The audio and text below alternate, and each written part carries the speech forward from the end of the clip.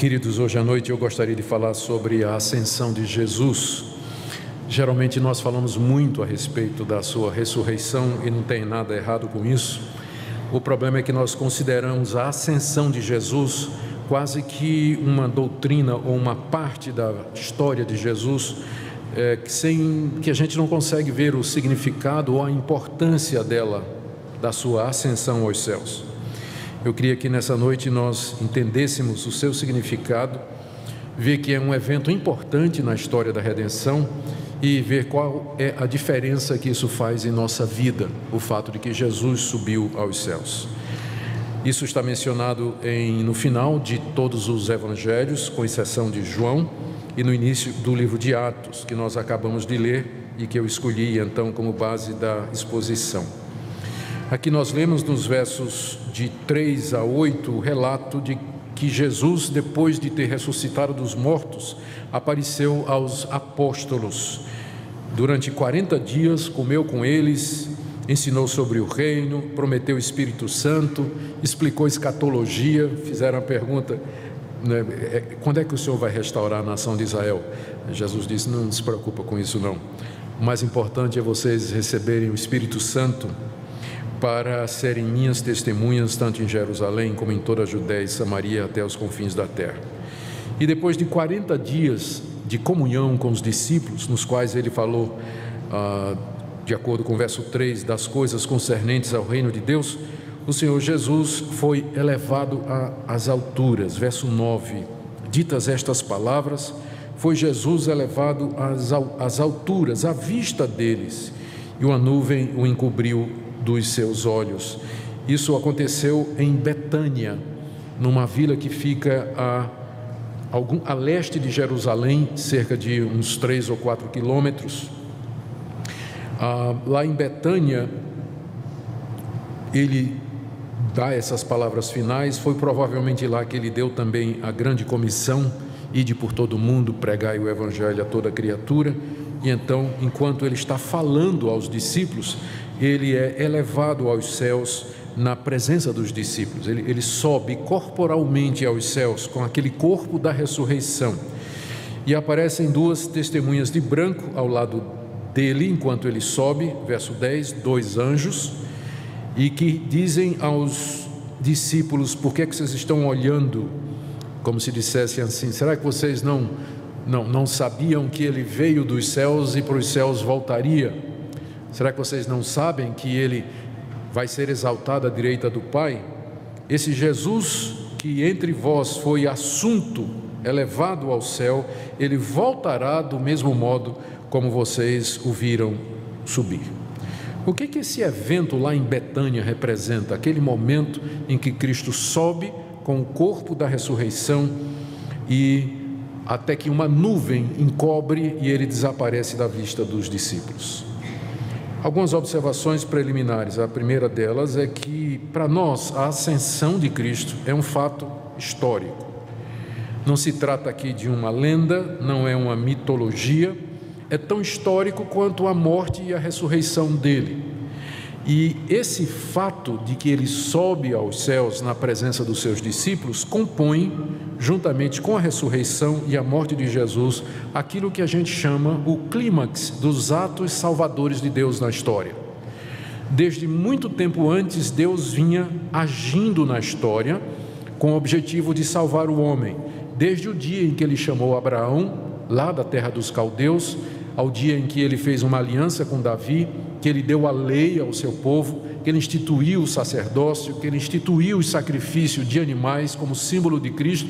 Deus vinha intervindo na história humana de forma pontual em atos que nós chamamos de atos redentores e salvadores que compõem a história da redenção. E o complexo final desses atos se concentram na pessoa de Cristo, a sua morte, a sua ressurreição, a sua ascensão, e o último deles foi o dia de Pentecostes, quando ele derrama o seu Espírito sobre sua igreja. Então, nesse sentido, nós podemos dizer que a ascensão de Cristo como um fato histórico encerra, junto com Pentecostes, aqueles atos grandiosos de Deus na história. Por isso que hoje você não vê Deus abrindo o mar, você não vê Deus fazendo cair maná do céu, você não vê Deus fazendo o sol parar, porque esses atos foram únicos, eles fazem parte de um propósito de Deus. Aqui nós precisamos fazer a diferença entre o fato de que Deus é imutável, Ele é o mesmo ontem, é hoje e será eternamente, e o fato de que Ele não age da mesma maneira em toda a época. O fato de que Deus é o mesmo não significa que Ele só tem uma maneira de agir. Antes de Cristo, que é o clímax dessa história, Ele realizou esses atos extraordinários que eram únicos. Ninguém hoje espera, por exemplo, que Deus vai chamar alguém e vai dizer assim: vou fazer uma aliança com você, e da sua descendência virá aquele que vai ser o Salvador do mundo. Vocês acham que Deus vai fazer isso? Mas Ele fez isso com Abraão. Ele é o mesmo, ontem, hoje e eternamente, mas Ele não age da mesma forma o tempo todo. Então, esses atos únicos que estão registrados no Antigo Testamento, no livro de Atos, nos Evangelhos, nós chamamos dos atos redentores de Deus que compõem a história da redenção. Hoje nós vivemos numa época em que a história da redenção está concluída. Falta o seu final grandioso, que é a vinda de Cristo. E aí ela estará encerrada completamente. Mas a base da história da redenção foi lançada. Por isso é um equívoco quando as pessoas hoje querem exigir que Deus faça exatamente o que Ele fez no passado, esquecendo dessa progressão, dessa revelação progressiva de Deus, da sua ação proposital na história. Ele não vai fazer hoje esses atos grandiosos que Ele já fez no passado. Cristo não vai encarnar outra vez, Ele não vai morrer uma outra vez. Deus não vai fazer uma outra aliança com um outro povo. Isso tudo faz parte da história da redenção concluída. Nós vivemos numa época em que agora nós experimentamos os efeitos dos atos salvadores de Deus, em que o Espírito Santo age no mundo, aplicando aos homens o efeito dos atos redentores, a morte, ressurreição, ascensão de Cristo e Pentecostes, e avisando, Ele vai voltar. E aí a história desse mundo se encerra. Então, a ascensão, ela é como que o clímax, é o fechamento, com chave de ouro, por assim dizer, da obra redentora de Cristo aqui no mundo. É quando Ele sobe até os céus, deixando a terra, colocando assim um fim nessas intervenções extraordinárias de Deus na história, porque já realizou a base da nossa redenção. A segunda observação que eu queria fazer aqui, a primeira é a natureza histórica da ascensão e o que é que isso significa, é com respeito ao corpo de Cristo.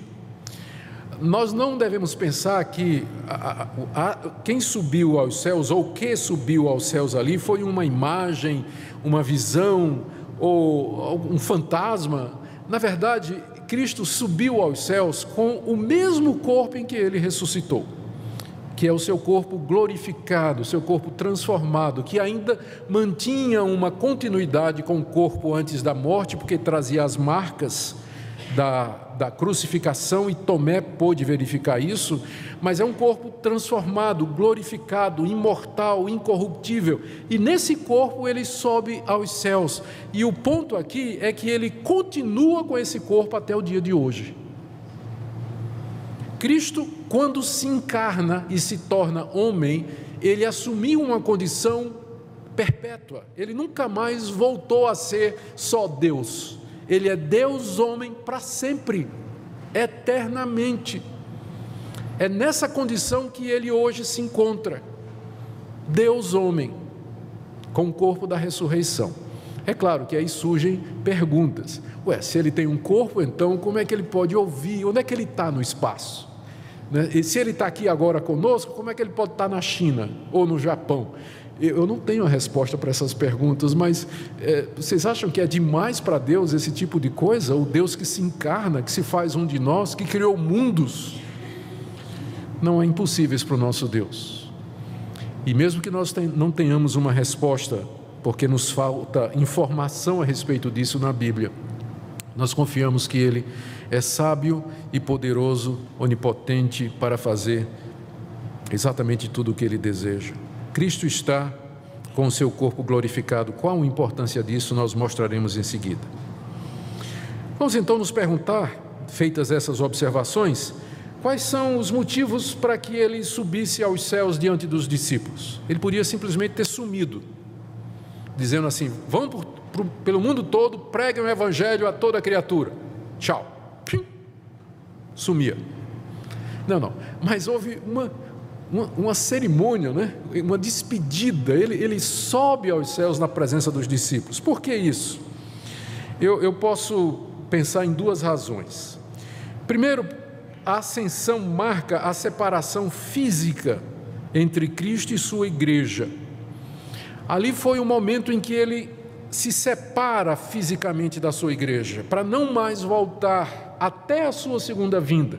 A única exceção aqui foi Paulo, quando Cristo apareceu com o corpo da sua glória no caminho de Damasco para chamar Paulo para ser apóstolo. Ali não foi uma visão que Paulo teve de Cristo, foi uma aparição do Cristo ressurreto a Paulo. Existe uma diferença. Uma visão só você vê. Vamos supor que você está aqui, se você tem uma visão, só você está vendo. A pessoa ao seu redor, à direita, à esquerda, não está vendo, mas você está vendo a visão. Mas se for uma aparição de Cristo, todos verão, ou sentirão alguma coisa. Tanto é que os soldados que estavam ao redor de Paulo, eles caíram por terra, ouviram uma voz, viram o brilho da luz, não entenderam nada, provavelmente porque Jesus falou em hebraico, e só quem falava hebraico ali era Paulo, os outros falavam aramaico, que era a língua corrente. Então ele sobe aos céus para mostrar que ele se separou fisicamente da sua igreja. Por isso ele não vai aparecer entre nós fisicamente mais, porque ele já foi embora.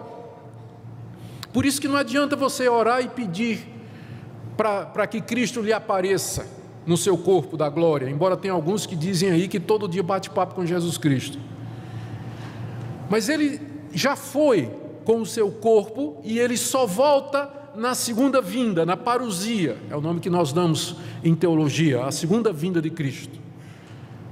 Até lá nós não temos a menor expectativa de que ele se manifeste fisicamente, que você o veja fisicamente, que você o toque, que você o ouça, porque é isso que a sua ascensão representa, a desconexão. Ele se desconecta fisicamente da sua igreja. Nós agora nos relacionamos com ele pela fé. Nós não o vemos, não o tocamos, nos relacionamos com ele pela fé. A segunda razão que eu imagino pela qual a ascensão era necessária, a primeira era marcar a separação física até o seu retorno.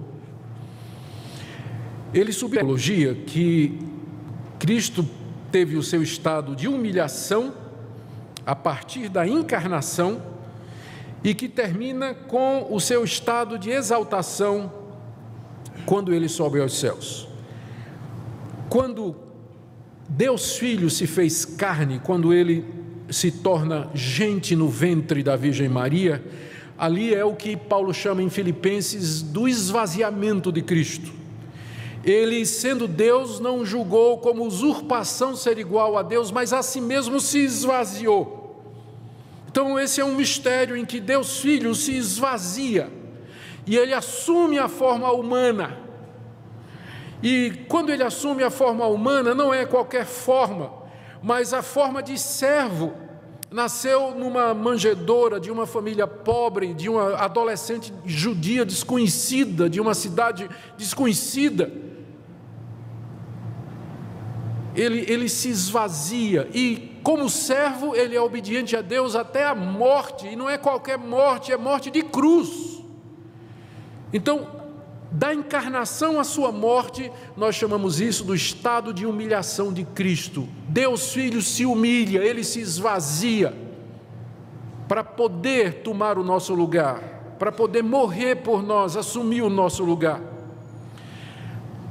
Quando ele ressuscita dos mortos, aparece aos discípulos durante 40 dias, e ele depois é elevado aos céus. Ali inicia o seu estado de exaltação. Acabou o período de humilhação, ele agora está exaltado. Deus lhe deu todo o poder no céu e na terra. Não foi isso que ele disse aos discípulos durante esses 40 dias? Todo o poder me foi dado nos céus e na terra.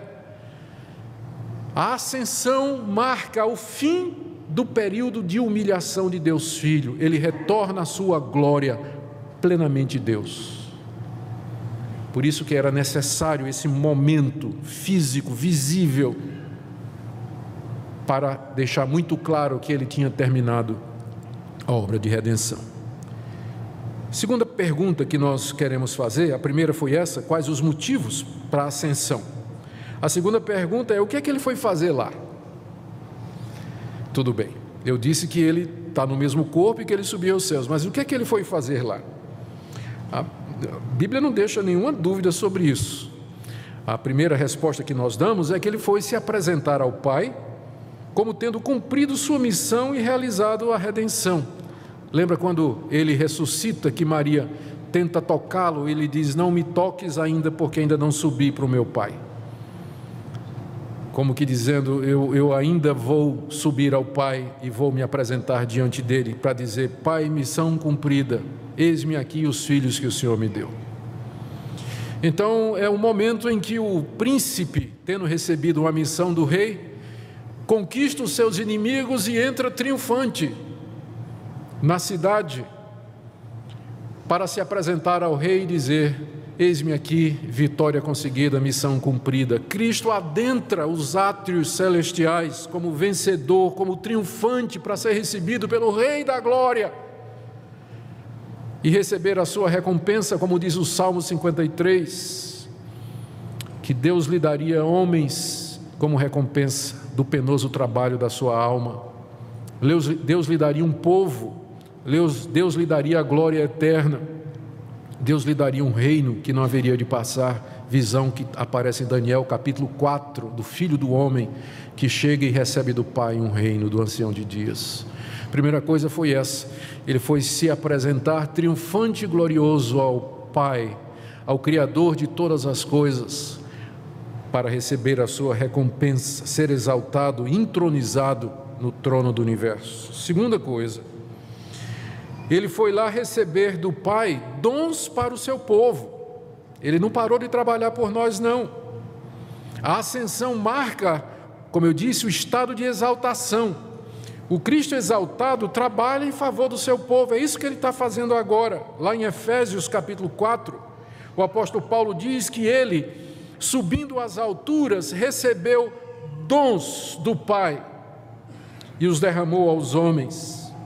A figura, mais uma vez, é do Antigo Oriente, do general vitorioso que chega na sua cidade, se apresenta diante do seu rei e é galardoado, é premiado com riquezas, com os despojos que ele tinha obtido, e aí ele distribui entre o seu povo, entre os seus soldados. O apóstolo Pedro, 10 dias depois da ascensão, foi o dia de Pentecostes, 10 dias depois que Cristo subiu aos céus, o Espírito Santo veio. 10 dias depois, no dia que o Espírito Santo desceu, lá em Jerusalém, diante de uma multidão, Pedro diz: isso que vocês estão vendo agora, que é a descida do Espírito Santo, é uma prova de que Cristo está à direita de Deus, porque exaltado à direita do Pai, ele recebeu o dom do Espírito Santo e derramou sobre vocês. Foi isso que ele foi fazer lá no céu. Eu vou dizer em termos humanos, ele foi buscar o Espírito Santo para derramar sobre o seu povo. 10 dias depois da ascensão, o Espírito Santo vem sobre o povo de Deus, lá em Pentecostes. Por que veio? Porque o Filho sobe triunfante. Lembra que ele tinha dito aos discípulos, lá no Evangelho de João: se eu não for, o Espírito Santo não pode vir. E diz lá no Evangelho de João: o Espírito Santo não tinha sido dado porque ele ainda não tinha sido glorificado. Para que o Espírito Santo viesse, para que você tivesse o Espírito Santo hoje, era primeiro necessário que ele subisse e chegasse à direita do Pai, e de lá recebesse autoridade para derramar o Espírito Santo. Por isso que na Bíblia está dito que ele é quem dá o Espírito Santo. Lembra que João Batista disse: eu batizo vocês com água, mas ele vai batizar com o Espírito Santo. Esse direito de derramar o Espírito Santo, Cristo recebe quando ele sobe aos céus e chega à direita do Pai e recebe o Espírito Santo, e com o Espírito Santo os dons espirituais para derramar sobre a igreja. para que a igreja possa servi-lo. Os dons espirituais da igreja são sinais do triunfo do Cristo vencedor. E é através desses dons que nós fazemos a obra de Deus e podemos glorificá-lo e exaltá-lo. Mas ele foi fazer mais, está trabalhando ele. Está parado não. Ele disse aos seus discípulos, em João capítulo 14, não se turbe o vosso coração, crede em Deus, crede também em mim. Na casa do meu Pai há muitas moradas, pois vou preparar-vos lugar. É isso que ele está fazendo. Deve ser um lugar maravilhoso, porque já faz 2000 anos que ele está preparando, né? E eu não sei quanto tempo mais demora. Vou preparar-vos lugar.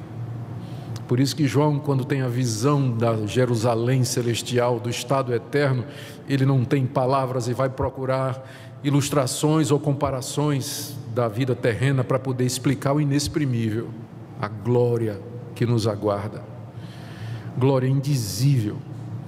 Cristo está preparando lugar para o seu povo, onde nós estaremos com Ele eternamente. Os profetas falaram disso, usando linguagem antiga, descreveram como sendo um grande jardim do Éden, onde os animais brincam uns com os outros, onde velho e criança estão juntos, onde não tem morte, claro, usando a linguagem que era acessível a eles, mas a verdade é que ultrapassa toda a compreensão. As mansões celestiais que o Senhor Jesus foi preparar para o seu povo. Por isso que ele tinha que subir. Mas há uma quarta coisa que nós experimentamos com muito mais frequência. Ele foi para interceder diante de Deus Pai em favor do seu povo. Isso a carta aos Hebreus destaca com muita clareza, usando a figura do sacerdote no Antigo Testamento e dizendo que Cristo é superior, porque os sacerdotes no Antigo Testamento eles tinham que ser substituídos.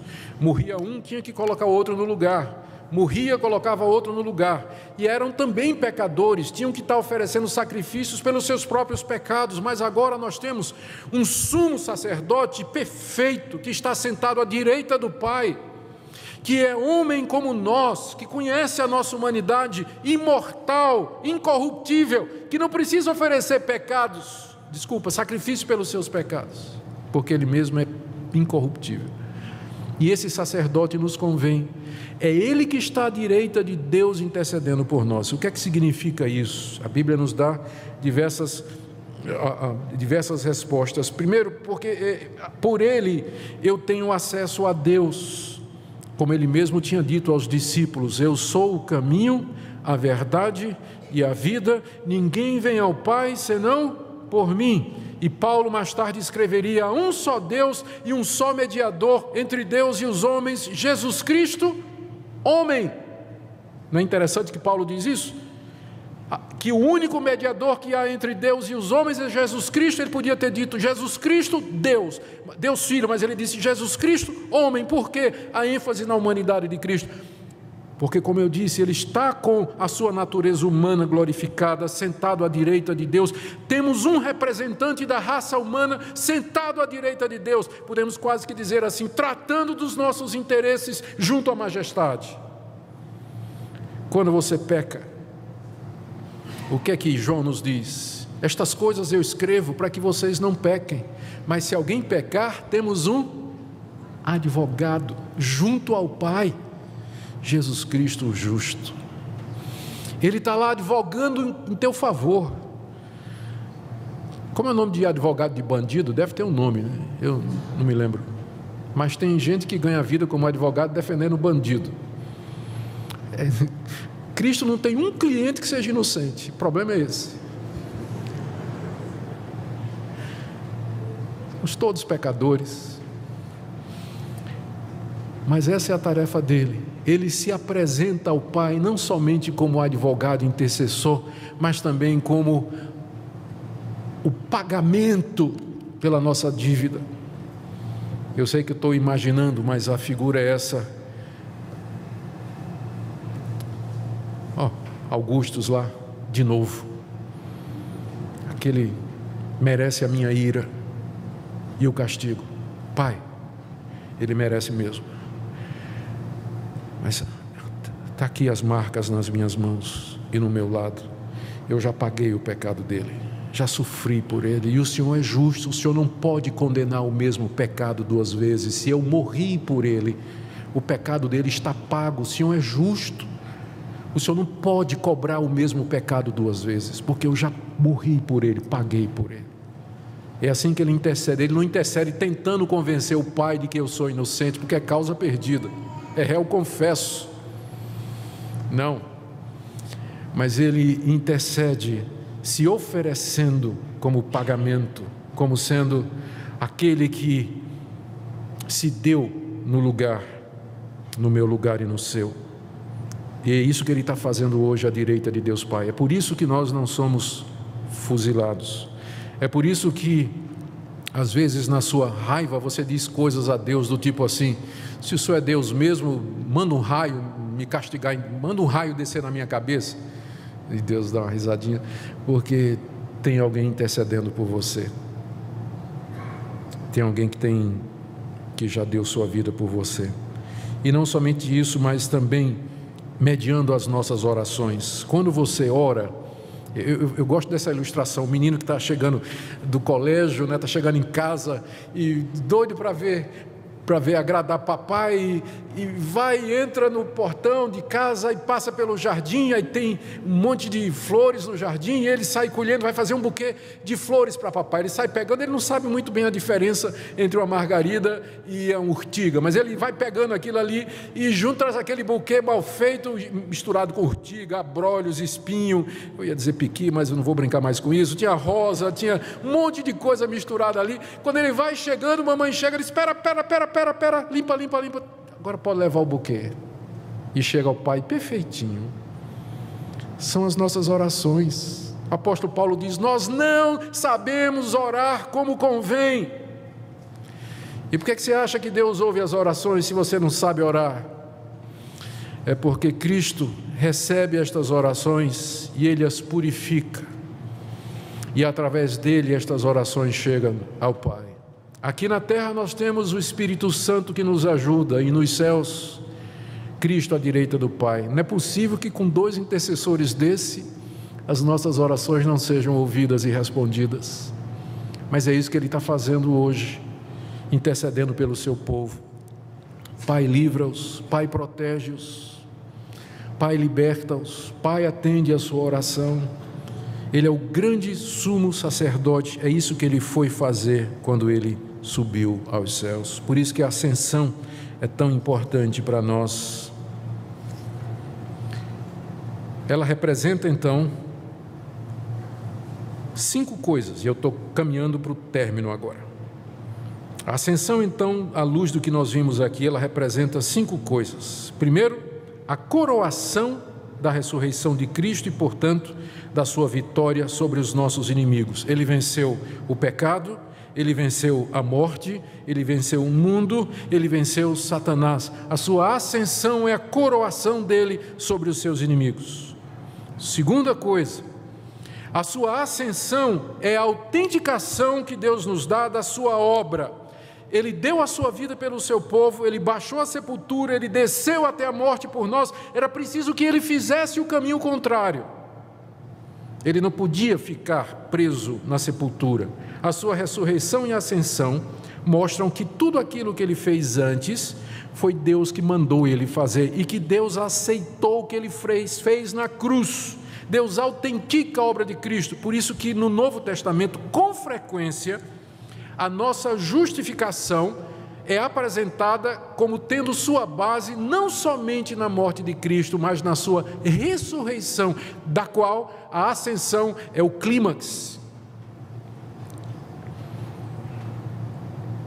Eu sei que o que Ele fez na cruz vale para mim, porque Ele subiu aos céus vitorioso. Ele não ficou preso naquela cruz. É por isso que nós cristãos não usamos o crucifixo. Tem uma diferença entre cruz e crucifixo, né? Crucifixo é aquele onde o Cristo está pendurado lá na cruz, é aquela imagem que Ele está preso na cruz. A cruz é a cruz vazia, que é o que os evangélicos, quando usam, gostam de usar. Outros gostam de usar o crucifixo, mas para nós não faz sentido, Ele não está mais na cruz. Ele já subiu aos céus. O Cristo que nós nos lembramos, o Cristo que nós adoramos, Ele está sentado à direita de Deus. Ele não está mais preso na cruz, mas livre dela. Deus autentica a sua obra. Terceiro, a ascensão significa o início do reino de Cristo. Queridos, a Bíblia toda nos diz, eu me refiro ao Novo Testamento, o Novo Testamento com clareza diz que Ele já reina, Ele já tem todo o poder no céu e na terra, Ele já domina sobre principados e potestades, Ele é o Senhor do universo. Ele está apenas esperando que o último inimigo seja colocado debaixo dos seus pés. O último inimigo é a morte, e a morte será tragada pela vitória na ressurreição, não dele, que ele já ressuscitou, mas na nossa. Quando nós ressuscitarmos dos mortos, quando ele vier, a morte será destruída para todo sempre. Em quarto lugar, a sua ascensão é a certeza da sua vinda. Não foi isso que o anjo disse? Os anjos disseram: esse Jesus que vocês viram subir, ele vai voltar da mesma forma, ou seja, visivelmente, fisicamente, publicamente, abertamente e em glória. Ele vai voltar, e essa é a nossa esperança do retorno físico de Jesus Cristo, porque espiritualmente Ele está entre nós. Nós ansiamos o teu retorno físico,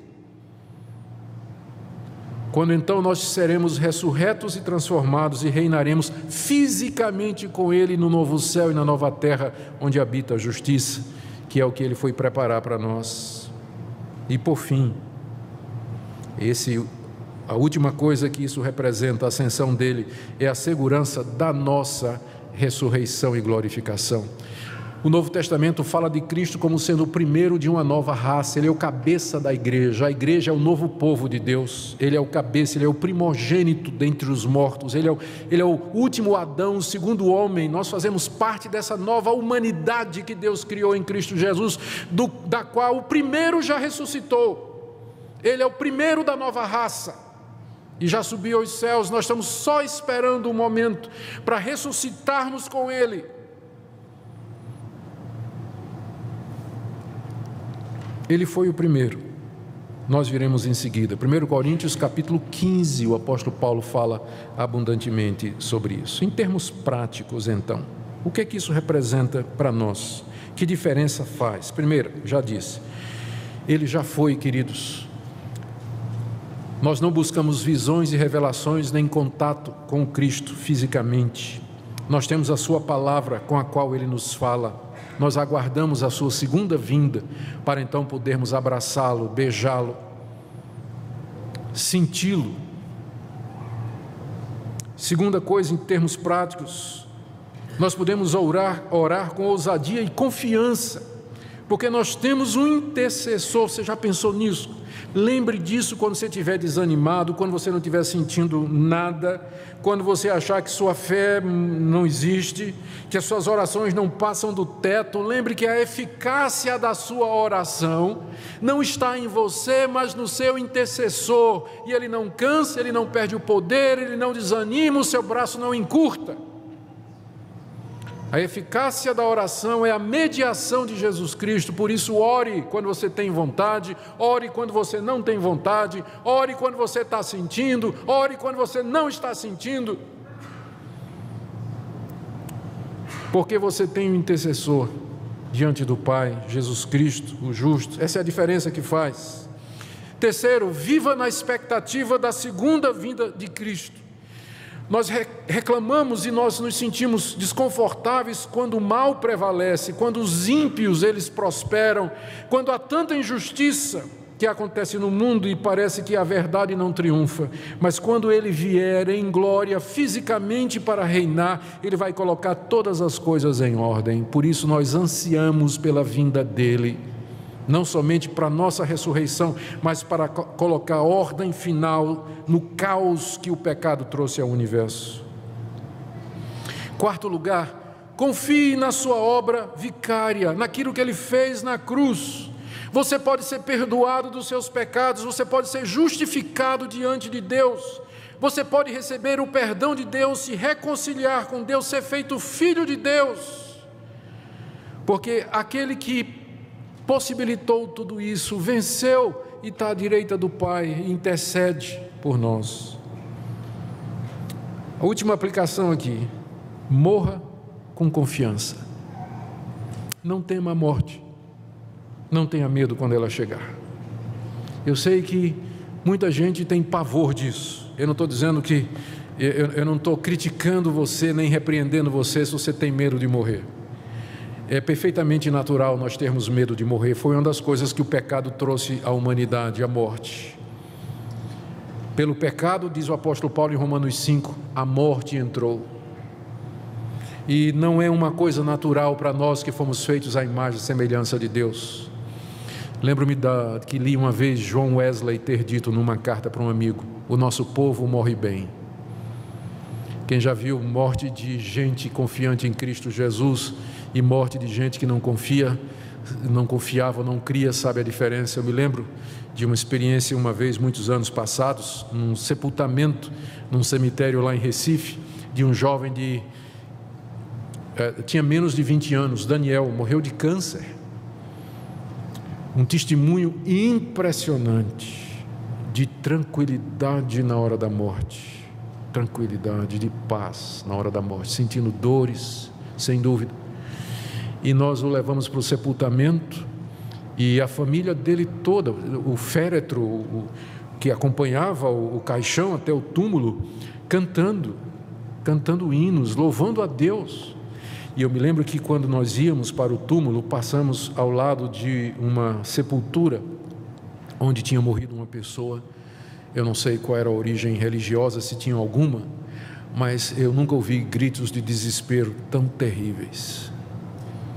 Gente gritando, se jogando em cima do caixão, segurando o caixão, levantando as mãos para os céus e clamando e gritando na hora da morte, enquanto que o Daniel ia em paz com sua família.